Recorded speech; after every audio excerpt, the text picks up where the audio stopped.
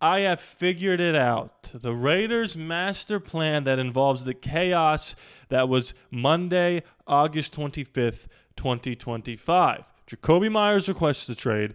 Hours later, Amari Cooper is signed. Then they trade for Kenny Pickett. All of these things are an interconnected web that prove to you that John Spytek and Pete Carroll, and maybe to a lesser extent Chip Kelly, have a game plan. They know exactly what's going on. And I'm going to break it all down here because I've been reading a lot of articles. I've been taking in opinions from different Raiders fans in my Discord that I know. I've been watching a lot of videos, and I think I've finally put the pieces together and put the string in the right spot to solve whatever's going on behind the scenes, and it all has to do with the development of our young wide receivers and exactly what we should pay Jacoby Myers. And by the way, reports have come out today that the Raiders have no intention of trading Myers. They already turned down an offer for him. So I do believe he's going to be there week one. If he's not there week one, that's going to be a problem. Not as big as a problem now that Amari's back. And we're going to talk about Amari Cooper. I've got all this stuff pulled up. We're going to talk about all of it. Hit that like button. Comment all your thoughts. And I need to remind you about the sponsor for this video,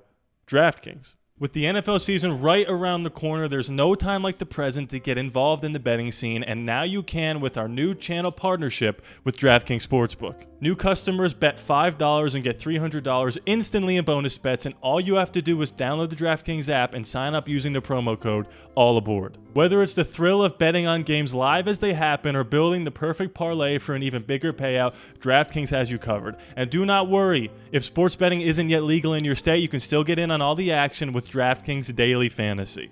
From football to basketball to hockey to lacrosse to golf, the variety of bets you can make on DraftKings cannot be beat. From popular stats to game lines, touchdown scores, game props, team props, and much, much more. The next great touchdown is coming, and you can bet on it. Download the DraftKings app, sign up, and use the promo code ALLABORDE.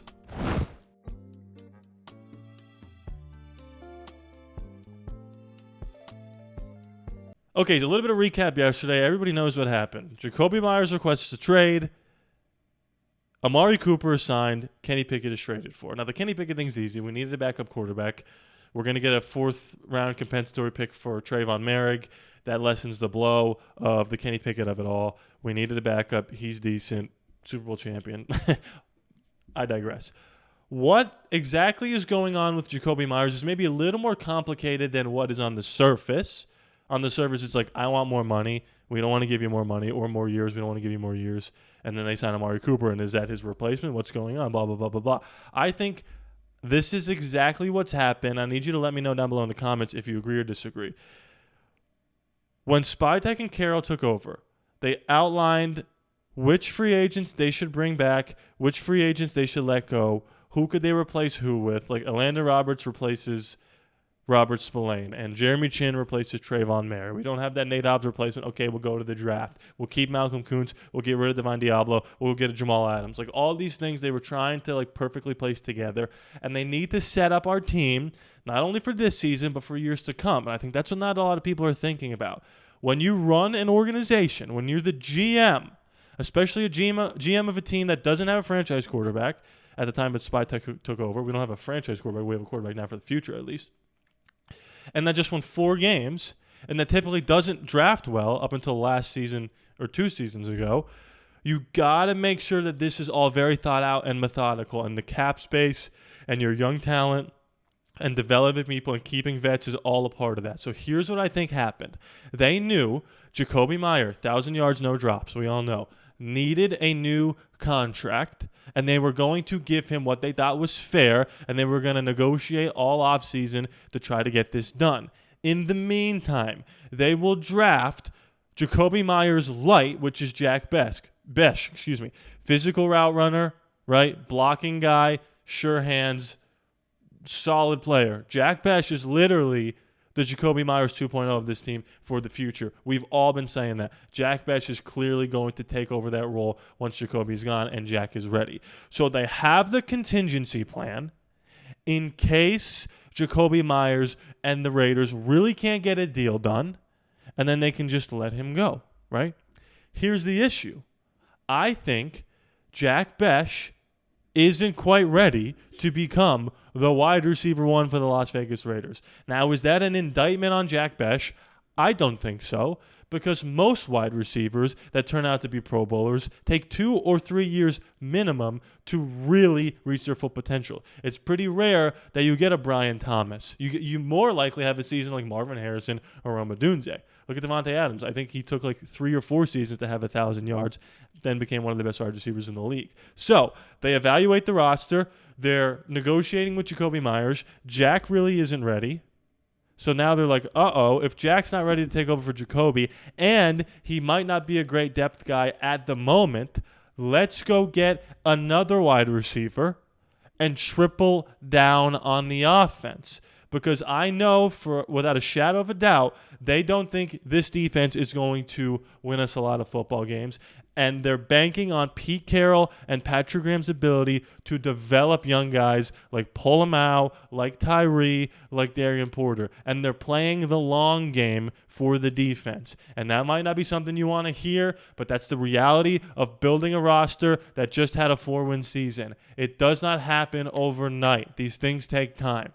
And what you have to understand is you can go easier all in on the offense because there are more offensive free agents out there. And we've decided, okay, if we're going to have a Cincinnati Bengals type season where our defense isn't good and our offense has to carry, it does not hurt to get as many horses in the race as possible. Is that even a saying? I don't know, but we're going to continue. So Jack isn't quite ready to take over Jakobi. Jakobi's still negotiating his contract. They don't foresee it bleeding into week 1.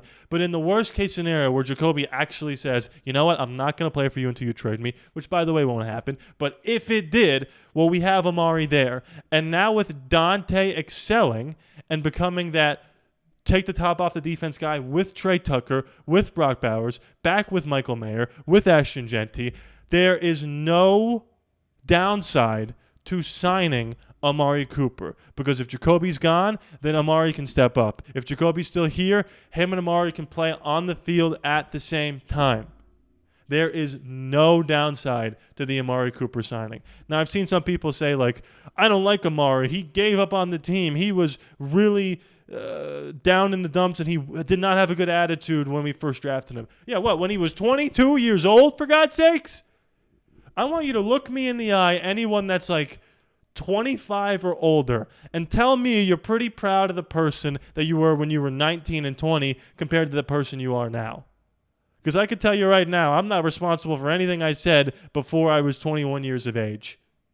And it took me time to be able to talk into a camera without saying like or So for Amari Cooper, who's the 4th pick in the NFL draft, to not have the best attitude is like, okay, yeah, that sucks, and we got rid of him. And he clearly wants to right those wrongs. So for anyone to be like, I don't like this signing because of how he acted a decade ago when he was a child, is childish. So I really think that's where we are at this point. I do not think Jakobi Meyers is going to get traded. I do not think the Amari Cooper thing had anything to do with Jakobi asking for a trade because the timing doesn't make any sense. It's like he asks for a trade August 25th. That morning, and then Spytek is like, bat signal, we need to go sign Amari Cooper. Like, no, the Amari Cooper thing probably was in the works for a little bit now, and it just happened to be happenstance that they happened at the same time. It's really more so Jack Bech isn't ready. If Jack Bech was ready to be like the number 2 with Dante as the 1 and Amari as the 3, then they might really hold the door with the Jakobi Meyers of it all, but they're going to give him what he deserves and the market value for somebody who is a great number 2 and not a great number 1. It just is what it is. I know some people want to yell and scream that he's a number 1, Jakobi Meyers. He's not. He's a number 1 on the bad team. He's a number 2 on a great team. He's a great player. He's an awesome player. And he's very valued in that locker room, which is why I foresee him really, being on this team for the next few seasons at the very least. So before we get into this Amari Cooper story, I just want to remind you, shout out to my patrons and my YouTube members. If you join my YouTube membership program, you have a chance to win $100. I'm going to pick one person randomly. That is still going. We got about another 9 days before that ends. And by the way, we are like 6 away, not even, maybe 5 away at this point, from 14,000 subscribers. That's absolutely insane. Make sure you hit that notifications bell so you can get all my notifications and turn on notifications on your phone. Let's talk a little Amari Cooper. This is pretty wild. Amari Cooper wants to finish what I started with the Raiders. Really, nothing is the same for Amari Cooper. The Oakland Raiders team that drafted him 4th overall in 2025 moved to the desert. The black hole fans that Cooper loved playing in front of, they now flood Allegiant Stadium off the Vegas Strip. Cooper has played there once with the Cleveland Browns in 2024. Ironically, he caught an 82-yard touchdown in the game that was called back on an offensive holding penalty, resulting in the Raiders ultimately pulling out a 20-16 victory.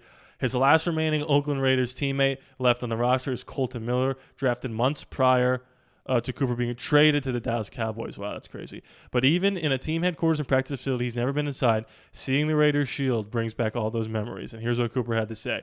It was a good feeling because it was a dream come true, Cooper said, reminiscing on being drafted by the Raiders. Getting drafted in the first round, being a top 5 pick, being able to come to the NFL and help them win. It was a great feeling. In the short time Cooper played for the Raiders, his lasting impact still resonates with Raider Nation. He was selected to the Pro Bowl in 3 of his first 4 seasons, total 19 touchdown grabs in Oakland. He led the team receiving yards his first 2 seasons. His decision to come back and play for the Raiders wasn't complex. It was an opportunity to finish what I started. Oh, I can't wait. I cannot wait to see him back in this uniform. I think that was probably the main thing he said. And I bet he'll be out there week 1. With a new roster, coaching staff, and stadium Cooper will step into, he's embracing a lot of the changes made. He considers Allegiant Stadium as one of the better stadiums in the league with an optimistic view, playing under Pete Carroll, who initially reached out to him. It was Pete who reached out to him. I did not know that. I can tell he's a player's coach, an old school coach, Cooper said of Carroll. Obviously, he has a career history of winning. I've always been a fan of Geno Smith. I used to watch him a lot when he was in college. Max Crosby, everybody talks about how amazing a player is. It is so weird to think about Amari Cooper and Max Crosby on the same field. What year is it? This is like Las Vegas Raiders No Way Home.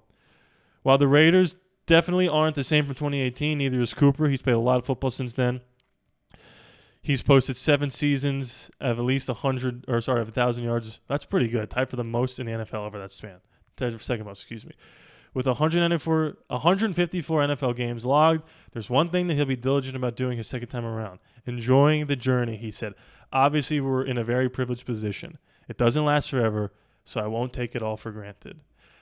Now, does that sound like a punk teenager, early 20s kid, or does that sound like someone who's ready to grow and change and give it one last ride for the Las Vegas Raiders? I couldn't be more excited with Amari Cooper signing a 3-year deal. Now, or 3-year deal, excuse me, a $3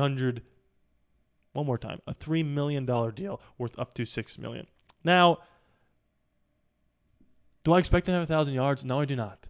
Let's just get that straight. But what I do expect is for him to make some big plays. Go watch the highlights of him last year on the Browns and on the Bills. He made some big plays. Like, he still can make that unbelievable catch. And now him with Jacoby. Yes, I'm saying with Jacoby. Think about the offensive weaponry you have. Jacoby Myers, Brock Bowers, Ashton Genty, Trey Tucker, Dante Thornton, Jack Besh, Raheem Mostert, Michael Mayer. Did I say Michael Mayer already? An average offensive line is all you need to protect Geno Smith. I am going to make my bold predictions video soon. I'm predicting big things for this offense. Again, the defense is suspect, but this was the plan all along, I think. It was to kick the can down the road on the defense in terms of developing guys and stacking this offense, because it's just a lot easier to hit on offensive players early in these first rounds when it's a running back or a wide receiver. And it's clearly the market that has been set that there are more impact players on offense to be available even 9 days before the first game. So I couldn't be more excited. Let me know your thoughts on all of this. The master plan coming to fruition. John Spytek is absolutely cooking. Now, I could eat my words. If Jacoby Myers gets traded, that would be unfortunate. But to me, that would signal that Jacoby's really, really out. I don't foresee that happening. I think Max and all of them are just kind of waiting and biding their time, and he'll be back. And the reason I mention Max is because Max loves Jacoby, and they want to keep Max happy, and they want to keep Raider Nation happy, and they want to put the best roster out there. And that best roster for the Las Vegas Raiders is one with Jacoby Myers on it. So I'm excited to see what's going on. Shout out to my patrons. Like I said, hit that like button, comment away, and please be sure to subscribe. It's free after all no charge to you. I love you guys. I'll see you next time.